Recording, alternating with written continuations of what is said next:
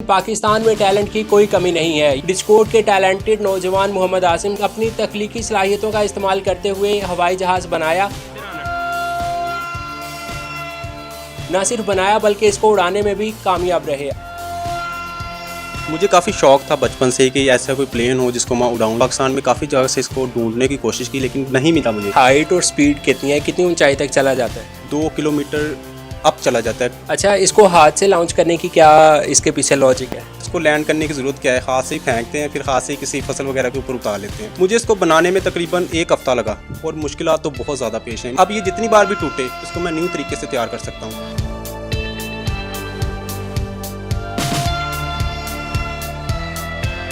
अस्सलाम वालेकुम नाज़रीन, मैं हूं मुज़म्मिल अशरफ और आप देख रहे हैं दस्तक टीवी। नाज़रीन, पाकिस्तान में टैलेंट की कोई कमी नहीं है, ये फ़िक्रा हमने बहुत दफ़ा सुन रखा है और इस फ़िक्रे की ताकत में कोई शक नहीं है। आज मैं आपकी मुलाकात करवाने वाला हूं डिस्कोड के टैलेंटेड नौजवान मोहम्मद आसिम से, जिन्होंने एक अपनी तख्लीकी सलाहियतों का इस्तेमाल करते हुए हवाई जहाज़ बनाया, न सिर्फ बनाया बल्कि इसको उड़ाने में भी कामयाब रहे। आइए इनसे जानते हैं कि इनको ये एक मुनफरिद ख्याल कैसे आया और इनको कितनी मुश्किलात का सामना रहा। असली ये बताएं कि इतना मुनफरिद ख्याल आपको कैसे आया कि मैं हवाई जहाज़ बनाऊं और उसको उड़ाया भी है? जहाँ तक ख्याल की बात है तो मुझे काफ़ी शौक था बचपन से कि ऐसा कोई प्लेन हो जिसको मैं उड़ाऊँ, ये वो, और काफ़ी चीज़ें मैंने की। पाकिस्तान में काफ़ी जगह से इसको ढूंढने की कोशिश की लेकिन नहीं मिला मुझे, कहीं से भी नहीं मिला। और मैंने अली बाबा से भी इसको ना पहले मंगवाने की कोशिश की, मतलब सर्च किया, वहाँ से निकाला, लेकिन काफ़ी महंगा था, 60-70 हज़ार से भी ऊपर का था। और वो उसकी शेप और थी, मतलब वो लोहे का था, मतलब काफ़ी अच्छा था, लेकिन वो मुझे फिर नहीं, मेरा बजट नहीं बना। तो फिर मैंने देखा और सर्च वगैरह की कि अब क्या करूं। फिर मुझे ख्याल आया कि ये ऐसे एक डेप्टॉन शीट होती है, उसके बन जाते हैं। तो फिर मैंने सोचा कि चले मैं इसको फिर अपना ही तैयार कर लेता हूँ। सही। अच्छा, ये बताएं कि इसकी हाइट और स्पीड कितनी है, कितनी ऊंचाई तक चला जाता है?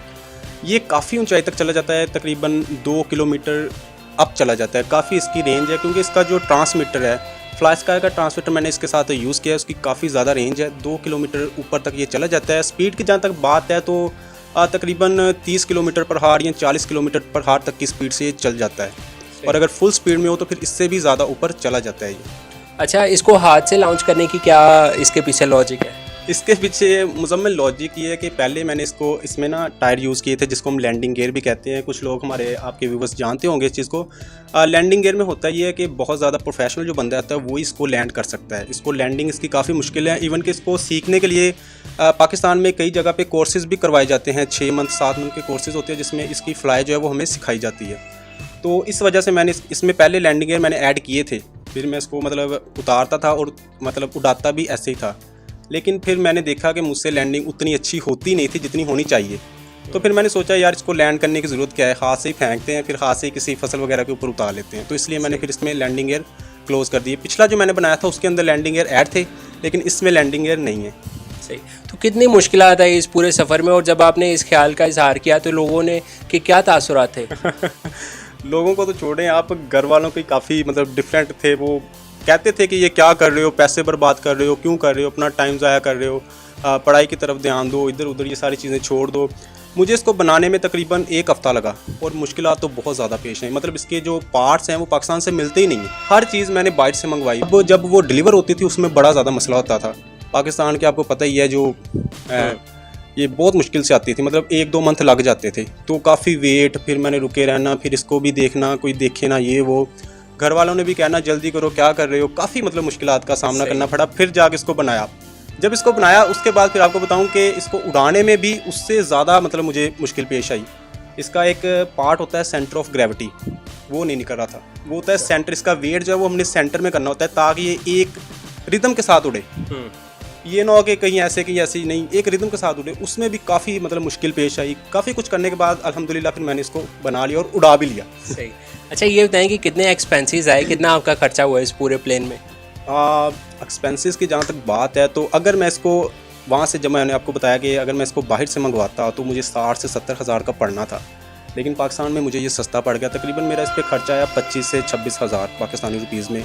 इतना खर्चा आया। ये भी अच्छा खासा खर्चा है वैसे, अगर एक आम बंदे को देखा जाए तो फिर ज़्यादा खर्चा है, लेकिन आपको पता है शौक का कोई, वो कहते हैं ना पंजाबी में, शौक का कोई मोल नहीं। इसलिए फिर मैंने इसको बनाया और काफ़ी पैसे इसके ऊपर लग गए, तकरीबन 25-26 हज़ार लग गया। मैंने फिर इसको अच्छी तरह एक मतलब जैसे F-17 है पाकिस्तान का, उसकी तरह मैंने इसको एक अच्छी शेप में बना लिया। तो कितनी ट्राई में ये बन गया और कितने आपको मुश्किलात दरपेश आई इस हवाले से कि कितने आपके क्रैश हुए? क्रैश मेरे अब तक 4 से 5 हो चुके हैं। अच्छा, एक और चीज़ आप लोगों को बता दूं कि इसकी जो सबसे ज़बरदस्त चीज़ मुझे लगी है ना, इसकी जितनी भी इलेक्ट्रॉनिक्स है वो सारी मैंने अलग अलग परचेज़ की है। तो अब ये जितनी बार भी टूटे इसको मैं न्यू तरीके से तैयार कर सकता हूँ। इलेक्ट्रॉनिक्स नहीं टूटती, वो अंदर से निकल आती हैं, मोटर वगैरह, विंग्स वगैरह, मतलब ESC, सर्वोज, और रिमोट तो वैसे ही अलग है, तो वो सारी चीज़ें बाहर आ जाती है। और ये होता है एक फॉर्म, ये जिस फॉर्म से बना हुआ है, ये फॉर्म तकरीबन 600 से 700 रुपये की एक शीट आती है और 2 शीट में हमारा जहाज़ बन जाता है, तैयार हो जाता है। तो जब ये टूटता है, नई शीटें मंगवाओ, 2 महीने आपका तैयार। वही पिछली चीज़ें जो अंदर से निकलती हैं वही दोबारा उसमें एडजस्ट करो, फिर से आपका तैयार। सही है। तो इस तरह मतलब एक बार बनाने में खर्चा आता है, फिर बाद में आप बस इंजॉय करोगे। और जब आप इसको फ्लाई करते हो, यकीन करें सारे पैसे हर चीज़ भूल जाते हो, इतना मज़ा आता है। पर मुझे लाहौर से भी एक बंदे की कॉल आई, वो पता नहीं PTI का ना कोई मतलब था, कोई चेयरमैन था या पता नहीं क्या था, तो उनकी भी मुझे कॉल आई। मैंने कहा जी भाई, उन्होंने कहा जी मैंने आपको सिर्फ़ और सिर्फ ना मतलब शाबाश देने के लिए कॉल किया कि यार आपने बड़ी ज़बरदस्त चीज़ बनाई है, मुझे बड़ी पसंद आई है।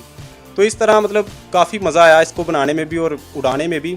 तो ये बड़ा इंटरेस्टिंग वाक़या था। अच्छा, मुझे ये बताएं कि इसमें क्या क्या चीज़ें इस्तेमाल हुई हैं, और जब आपने हमें रिमोट से चला के भी दिखाया तो इसके जो नीचे वाले विंग्स थे वो मूव कर रहे थे, तो उनके टेक्निकल उनको कैसे हैंडल किया है? जहाँ तक इसकी इलेक्ट्रॉनिक्स की बात है, इसके अंदर जो भी सामान यूज़ हो उसको इलेक्ट्रॉनिक्स ही कहते हैं। इसमें मैंने जो मेन चीज़ है वो है फ्लाई स्काई i6 का मैंने ट्रांसमीटर यूज़ किया इसके अंदर, जिसकी कीमत पाकिस्तान में तकरीबन 15,000 है, और मेन खर्चा उसी का ही होता है। और वो एक प्रोफेशनल ट्रांसमीटर है, अगर आप चाहें तो सस्ता भी ले सकते हैं, इसमें 6,000-7,000 में भी आते हैं, लेकिन मैंने वो यूज़ किया क्योंकि मैंने इसको कंटिन्यू रखना था, मैंने आगे भी और भी प्लेन जो है वो बनाने थे, तो इसलिए मैंने वो ट्रांसमीटर यूज़ किया जो काफ़ी अच्छा और प्रोफेशनल ट्रांसमीटर जो प्रोफेशनल बंदे यूज़ करते हैं। ट्रांसमीटर इसमें यूज़ हुआ फ्लाई स्काई i6 भी ट्रांसमीटर यूज़ हुआ। फिर इसके अंदर 2 सर्वो यूज़ किए हैं, जब ये हवा में होता है और मूव करता है इधर इधर, तो वो सर्वो ही सारा काम करती है, ऊपर नीचे इधर उधर। 2 सर्वो यूज़ हुई हैं, वो भी तकरीबन 3,000 की आई। और उसके बाद फिर ESC होती है एक, जो मोटर की स्पीड को कंट्रोल करती है जब हम इसको स्पीड से और स्लो लेके आ जाते हैं, तो वो तकरीबन मेरी आई है 5,000 में। उसके बाद फिर एक मोटर यूज़ हुई है, मोटर मैंने इसमें काफ़ी हैवी यूज़ की है, तो मोटर मेरी तकरीबन 3,500 से 4,000 में मोटर आई है। ये सारी चीज़ें इसमें यूज़ हुई है। इसके अलावा ये डेप्टोन शीट यूज़ हुई है। शीट मेरी तकरीबन एक शीट 600 रुपये की आती थी, तो 2 शीट में जहाज़ तैयार हो जाता था, लेकिन मैंने 6 इकट्ठी मंगवा ली थी, 6-7 मैंने मंगवा ली थी ताकि जब टूटे तो फिर से बना लूँ। इसी वजह से मेरे 4-5 टूटने के बाद भी मैंने इसको मतलब बनाता रहा हूँ। अब ये आखिरी है, इसके बाद शीटें नहीं है मेरे पास। सही है।